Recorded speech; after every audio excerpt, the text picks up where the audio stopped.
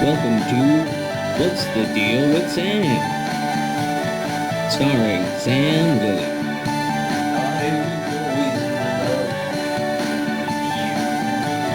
Join Sam as he discusses a wide variety of topics.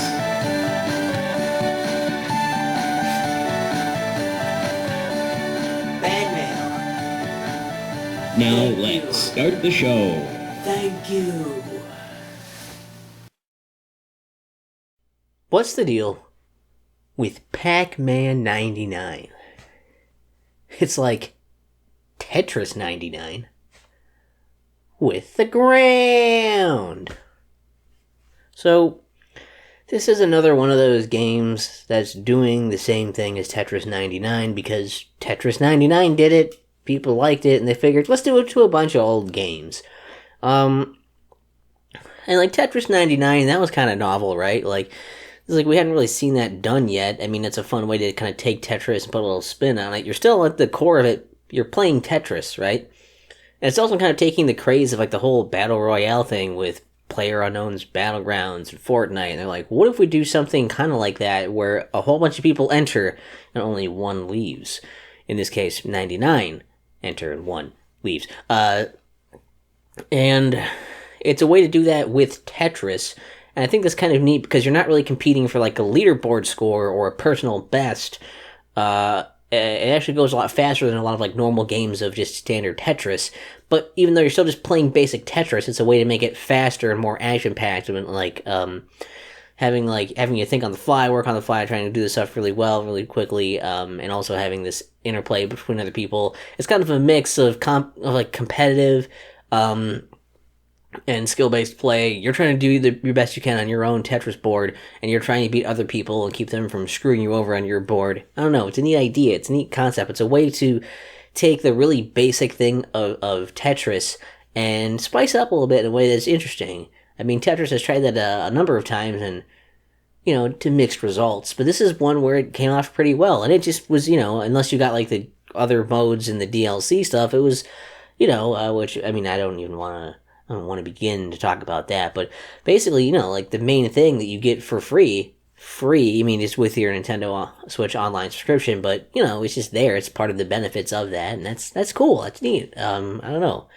It was an interesting idea. Then you got Super Mario Bros. 35, and that's, I mean, it's the same kind of idea, just ripping off that idea, but with Super Mario Bros. And, we've seen other things happen with Super Mario Bros. I don't know, here's the thing here, too, right? Like, I'll say right up front for that, I thought that was fun. I like Super Mario Bros. I thought doing that was neat, sending enemies to other players, trying to kill enemies to get time, so it's forcing you to actually interact with the levels, and you still gotta beat levels to get the time, you're getting coins to do power-ups and all this other stuff. There's more complexity there in the first place. But really, when you think of Super Mario Bros., you think of playing it and playing through the whole game, and it's kind of a hard thing to make the entire game of Super Mario Bros. A competitive thing in the same simple, quick way that Tetris would be, right? It's a lot easier for a simple game of Tetris to be kind of like competitive with someone else, head-to-head kind of stuff. I don't know. I feel like the complexity in Super Mario Bros. Makes it more difficult. On top of that, the way to spice up Super Mario Bros. Is to make more Super Mario Bros. Games, like, new Super Mario Bros. Or have other people make levels in that kind of style, like Super Mario Maker. They already have ways they've kind of redone that already. And, I mean, it's already gone at this point when I'm recording this. That went away. That was only up for a number of months, and then they let it go. They just stopped. They discontinued it, which, I mean, I don't know. There's not the I guess that's maybe a smart idea because, as soon as people are done playing it, let's say like the Switch is old, people don't have the Switch anymore, you're not getting the Switch Online accounts anymore, they're not going to have access to it, there's not going to be a player base anymore, and all of a sudden, the ones playing the game, like all these online focused games, it's destined to just be nothing, and they didn't want to release any content that was like, you pay for DLC or something for it to like, keep and play outside of the online aspect. So it's kind of neat, and then it's a window of time, I guess. That was interesting. There's only 35 people you're playing against, so it isn't total pandemonium. It's interesting. Or I guess you're playing against 34 because you're one of them. But yeah, it was It's another thing. It's like it's interesting. It's a little less novel because it's ripping off the whole Tetris thing, but I think it's maybe a good idea to just let it die off before it becomes before it slowly dies. Really, like just kill it off while the people playing. People come up in this moment in time. This kind of instance of like, oh yeah, I remember when you could play this game and all these people came in and they played it, and even in the last hours of it before I got taken down, there were people playing the game just to be like, yeah, I played it, I was there, I got to experience Super Mario Bros. 35. And there is something kind of neat to be said about that as well, I suppose. And then you have Pac-Man 99, and it's much more like Tetris 99 in the sense of you also have DLC you can get to have some standalone other content stuff to do. And it's playing against a bunch of other people and using Pac-Man. And I think Pac-Man is probably okay in the sense of like, yeah, it's simple enough where playing basic Pac-Man stuff, you could do this. I don't know. I guess the idea is not new, but not bad. And as long as the game is fun, I can't really complain too much. Again, you just get it for free if you have this online subscription. So, I don't know. It's interesting. Another interesting one. If you like Pac-Man, you probably like doing that. It's just another way to kind of spice up Pac-Man. But again, they already kind of spiced up Pac-Man with like Pac-Man Championship Edition. I thought that did some really cool stuff with the flashy visuals and the music and the crazy stuff going on. They made it really fun, but still feel like classic Pac-Man stuff. But at the same time, this kind of has pieces of that with little ghost trains and stuff to grab, and like I don't know, sort of like the visuals and the music and the atmosphere of it. It does kind of feel like Pac-Man Championship Edition 99 rather than just like Pac-Man 99, right? Because all the extra flair and the bells and whistles, and I've only played a few games of it so far just to really get a taste of what it is.